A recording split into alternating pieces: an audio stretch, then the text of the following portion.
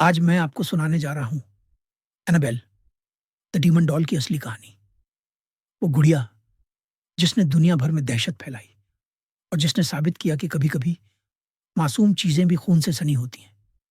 शुरुआत एक साधारण तोहफा साल था 1970।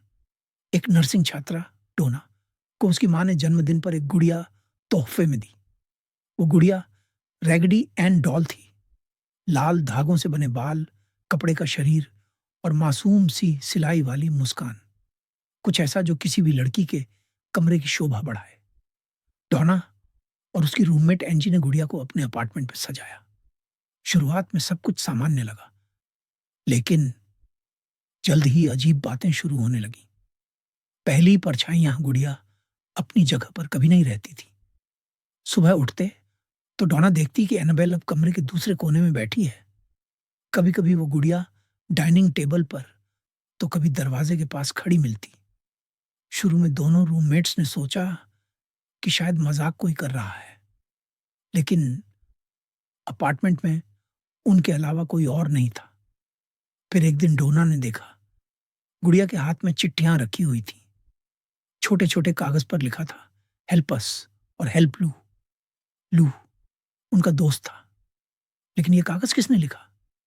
गुड़िया तो लिख ही नहीं सकती थी। खून के धब्बे। एक शाम डोना घर लौटी और उसने देखा कि एनाबेल की ड्रेस पर खून जैसे धब्बे थे, लाल, चिपचिपा और बिल्कुल ताजा। लेकिन जब उन्होंने छुआ तो गायब हो गया। यहीं से डर का असली खेल शुरू हुआ। लू का दुस्वप्न।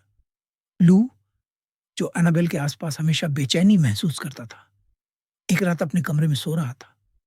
अचानक उसने महसूस किया कुछ उसके सीने पर बैठा है। उसने आंखें खोली और देखा एनाबेल उसके ऊपर झुकी हुई थी। गुड़िया ने उसके गले को दोनों हाथों से दबाना शुरू कर दिया।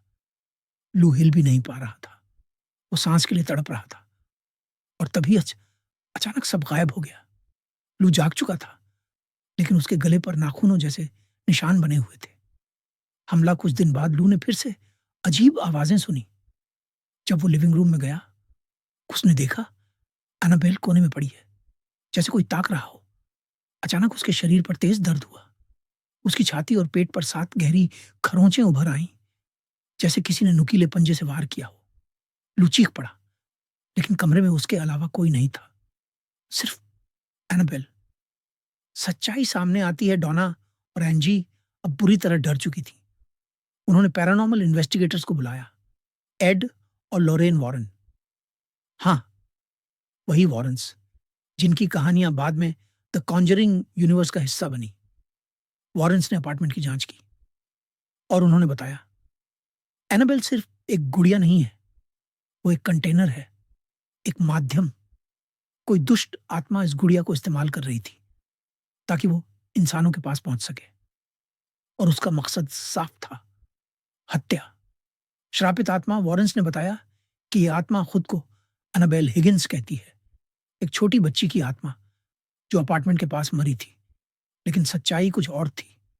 ये कोई बच्ची नहीं, बल्कि दुष्ट आत्मा थी। उसने मासूमियत का नाटक किया ताकि गुड़िया के जरिए इंसानों के पास रह सके।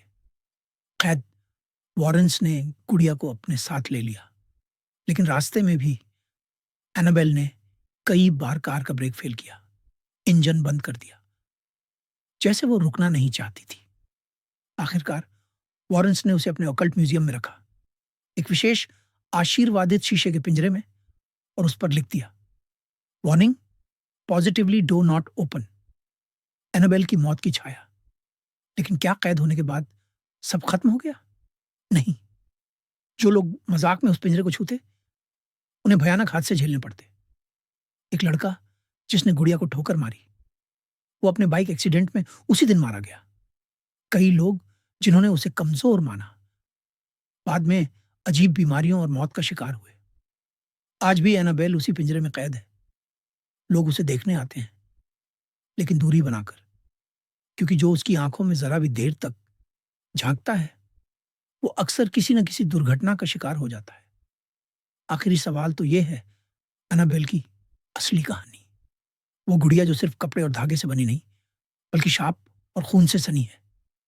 तो अगली बार अगर आपको कहीं कोई पुरानी गुड़िया दिखे, उसकी आंखें आपको घूरती महसूस हो, तो याद रखिए, हर गुड़िया मासूम नहीं होती।